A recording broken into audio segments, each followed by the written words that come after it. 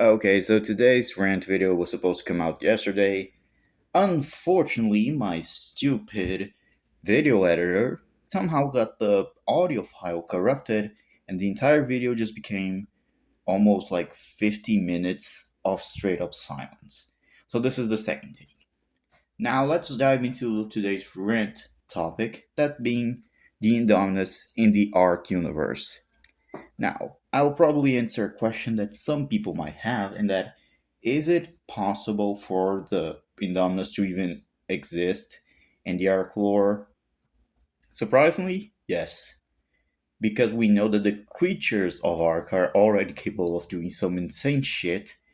So things like camouflage and being able to hide her body temperature, see through, have the pit viper's infrared vision is not something that it's impossible even for the arc lore.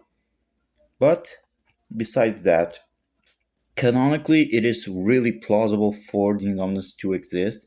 And also, one minor thing that I want to address: dinosaur hybrids in the arc lore do not exist. Like sometimes in one of the dossiers, I feel like the if I remember correctly, the Deinosuchus and the Trike one, they are, Helena refers to them as hybrids. But in reality, that's because she didn't knew about how the arcs work and hasn't seen the Overseer yet. So she wasn't exactly making like the right guess because she just didn't know about how these things work, and she wasn't exactly in the position to get the full information, and most of her information about these creatures being hybrids was more so speculation rather than actual fact. Not to mention the fact that we only know this from Helena herself, which is she's not exactly unreliable, but she, in that specific aspect, she isn't exactly like the most knowledgeable since she herself isn't like behind the ARK projects and the reseeding protocol from the ARK lore. Like the people who made the dinosaurs and stuff like that, uh, we know that Helena has no involvement with them, and she's pretty much just like a random person compared to those scientists. But anywho, now I want to address another question. Could the Indominus realistically survive the island? And now I'm gonna address the Creatures Archives version of this video. I've watched it and I'd say I really liked it. Yes, I don't agree with their placement of the Indominus. I do believe that they were being, I wouldn't say too charitable with her. Neither would I say that they were being too unfair with Ark.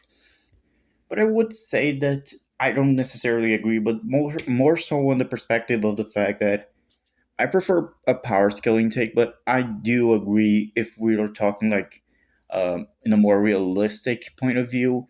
Yeah, I do agree with their placement, but if we do power scaling, I don't. But it's still a good video. I really liked it. I'm gonna put it in the description so that you guys can watch it.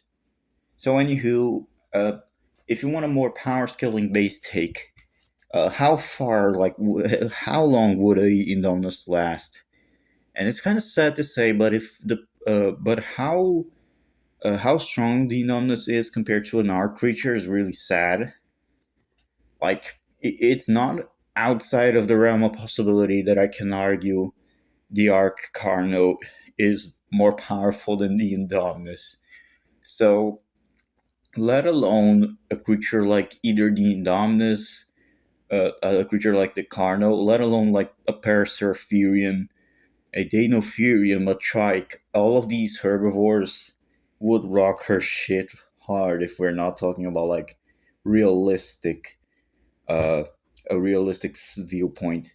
If we're going through power scaling, all of these creatures that I've mentioned should at the very least could be like comparable to the Arcrex, who casually has feats better than anything the Jurassic World has ever shown, which, in this case is really not that surprising, but it's also kind of surprising.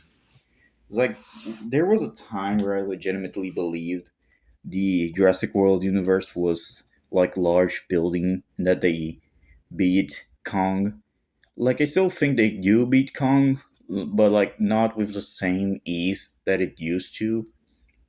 So when like even the mid tiers of Ark have building level arguments and scaling, it gets kind of hard for like Jurassic Park creatures to even stand a chance realistically. And yes, that includes the Mosasaur. Like even the Ark Megalodons would like be way more powerful than the Mosa from the movies. That includes the D-Rex, which I personally don't think he's that strong. I don't think he's nowhere near top one in verse, but that's a topic for another video. But like realistically, what dinos could could the Indominus be able to fight?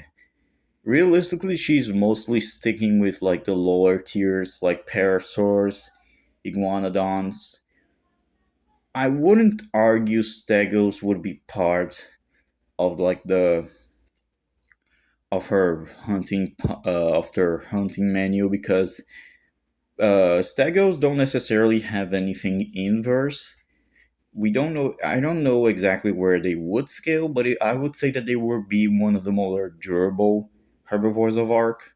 If we discard like things like inverse scaling, they would be more durable than stuff like trikes and parasaurs, but they wouldn't exactly be top tier herbivores that belongs to dinosaurs like the Pherosaurus and the Brontosaurus. Well, Pherozino might be getting downgraded because newer dossier excluded their top tier status of being able to rival a Rex in power. But that's another point that I will not talk about today. So, anywho, realistically speaking, she really isn't making a dent on like the mid or high tiers of the verse.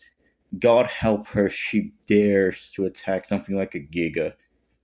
Just a Giga roaring would probably atomize the Indominus. But anywho, so if I were to be honest, if we do like a scaling video, say the Megalosaurus versus the Indom, the Megalo would only lose if it's during daytime, and even then, the durability gap between the two is so big that I'd say that the Indom would still somehow lose. Not to mention, most creatures in Ark have such crazy lifting strength that it completely shits on the Jurassic World verse. So, in conclusion, also, actually, before, let's address like the elephant in the room. Since it is possible it is possible to create an Indominus like creature in the Ark lore, how powerful would it be? And if I were to be like honest, um, if I were to be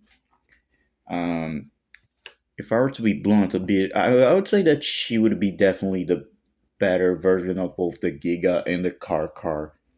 Not only does she have like canonically in the Jurassic World universe Giga DNA, she also has the Rex DNA, which even if you for some reason discard the Giga, she would still be really more so a Rex level threat, likely higher than the Rex itself. But if I were to make the Indom a creature in game, I would probably make something similar to what the Ocidon is in lore. For those who don't know, the Ocidon are creatures created artificially by the Doctors of the Lost Colony DLC. For those who don't know, basically they were meant to be like bodyguards for the Lost Citadel, and they were also meant to fend off the Titans actually. So you could like argue that the Indominus, the Ark Indominus, would be like a our version of the Ocedons, not as advanced, but still like something comparable to the Ocedon at least, because from what we know, the Ocedon is mostly like 100% its own thing. it's not like a hybrid or it's derived. It's like this completely new animal. Like there's one line that sort of implies these things were human, but like it's not confirmed that. It's just probably its own new genus, completely new genus. Meanwhile, the Indominus would be like a more primitive version to like show that our survivors is not as advanced as the king of Lost Colony. So we need to like rely on more derived genomes and genome that is technically more complete and just kind of mix and match. So if we're talking like about how would a Indom work within the gameplay of Ark, I would say it would be probably a more refined version of the Giga and the Karkar combined. It would not be necessarily a brute, but it would definitely be like a wild card that can turn basically any battle around. Like it would be able to raid bases so well because its camouflage would just allow him to would just allow it to sneak up on like anything. Like I would say that just for balance sake, I would say turrets and arc can still detect it because of tech bullshit, but that's besides the point. So in regards to like how good it would be, also think about this for a second. A creature almost as powerful as a Giga that that can also camouflage and become invisible and cannot be detected by normal turrets. That sounds pretty scary, and it already makes the PvP of Ark just as bad as it is. Oh god, I thank God I never really played a lot of PvP. But anywho, so would I put the rage mode and would I make it like something that turns on your player? No, I would not. I feel like that's something that the Giga needs to have for itself. Like it is one of the few creatures that loses its mind and then attacks both you and the enemy. But I feel like that's something a Giga kind of needs to have because it kind of is part of the Giga's identity. It is not so much a creature you own, but is a creature that allows itself to be controlled by you. But when it loses its own control, you're no more the owner now. It is now free of your own choices. It is doing whatever it wants to do. The Indom, she does still have the same power up, in meaning that her rage amp is still like a two times multiplier, but she is not willing to attack her allies because of the genome thing. So you can justify her not raging against her allies as like a thing that was programmed into her DNA. So she's able to recognize what creatures are or are not their foes. So that's like how I would justify that from a lore standpoint. But now, would if we were to implement her into the lore like officially, I would say that something like in Lost Colony or maybe the Genesis Part 2 DLC would definitely be one place for her to fit in. I would go as far as Genesis Part 1, but not so sure. Also, if you're in doubt if like the Ocedon is really its own genus and not like a hybrid, just reminder that the wyverns, the griffin, the rock golems, uh, really, literally the most creatures from the DLCs, like there's creatures there that are straight up like fantasy creatures that don't exist in real life, yet they exist in the Ark lore canonically. So them being able to create a completely new genus out of practically nothing. There's also the what's the Morella tops. Those guys aren't derived from any real world animal. So like creating a completely new genus is not out of the realm of Ark. So if we like So if I were like to implement her into any of the story arcs as either like a wild creature or like a minion for the boss, I would probably make her just like another experimental Giga, or more precisely a the finalized version of the experimental Giga.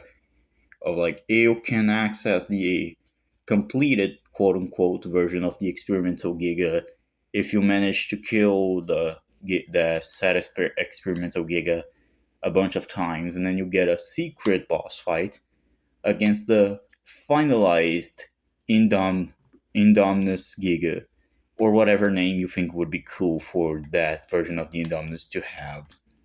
If I were to like make her stats wise, I'd probably make her like a dragon tier creature.